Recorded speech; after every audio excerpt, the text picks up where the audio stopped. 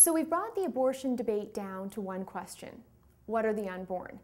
So how do we respond to that? Well, let's begin by looking at what the scientific community says about when life begins. According to Moore and Persaud's embryology textbook, Before We Are Born, Essentials of Embryology and Birth Defects, it says the following: human development begins at fertilization. Although human development is usually divided into prenatal, before birth, and postnatal, after birth periods, development is a continuum that begins at fertilization. This is the textbook that is used by medical students studying medicine at the University of British Columbia. Besides considering what embryology textbooks say, we can demonstrate when life begins by drawing the following timeline. Grab a piece of scrap paper and pen and draw a line with the age of the person you're speaking to written on the right. Then say to her, "We know 20 years ago you were born, and that 9 months prior to that, fertilization occurred."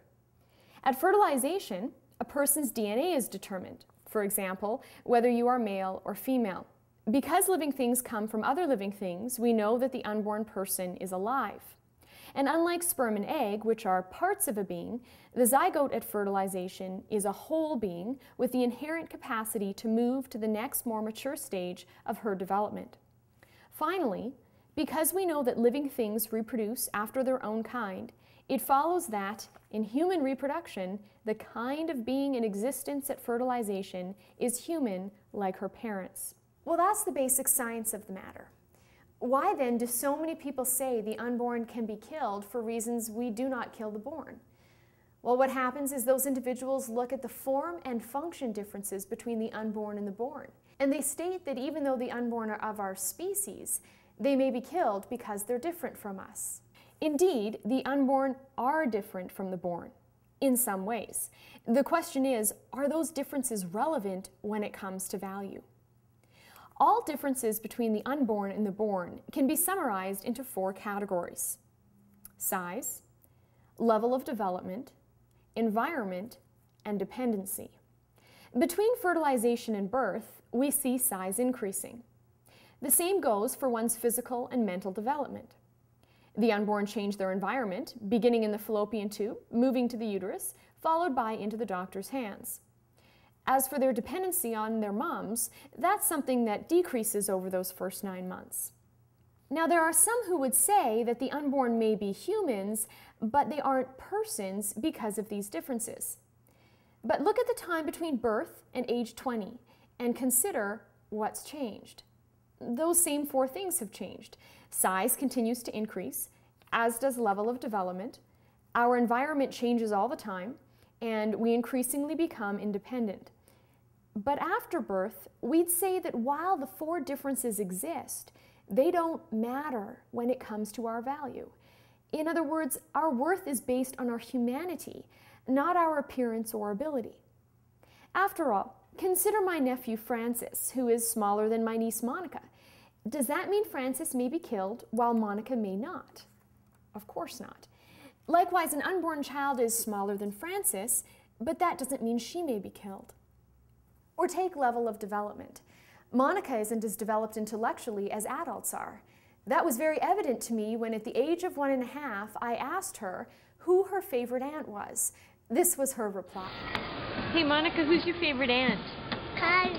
No, that's where your favorite aunt lives. What's the name of your favorite aunt? Carrie.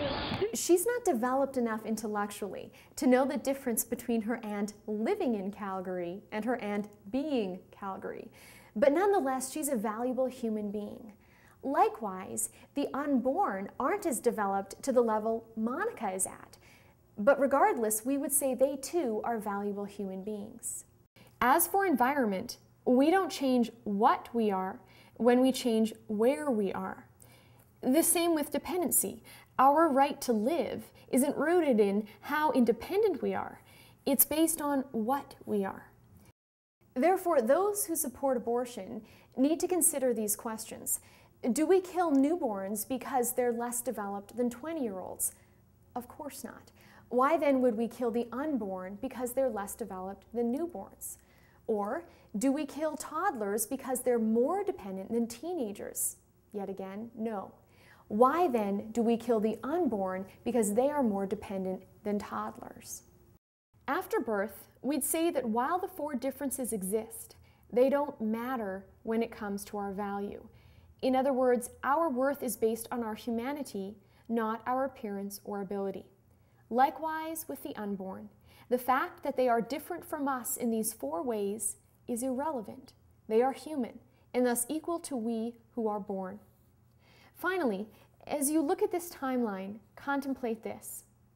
The reason why the unborn are smaller than the born, or why a toddler is less developed than a teenager, is that for the younger one, less time has passed by, and time is reflected in our age. So the question we must ask ourselves is this: do those of us who are older have a right to kill those who are younger? Certainly not in this case, nor when someone is pregnant. To permit abortion is to permit age discrimination, and that must be stopped.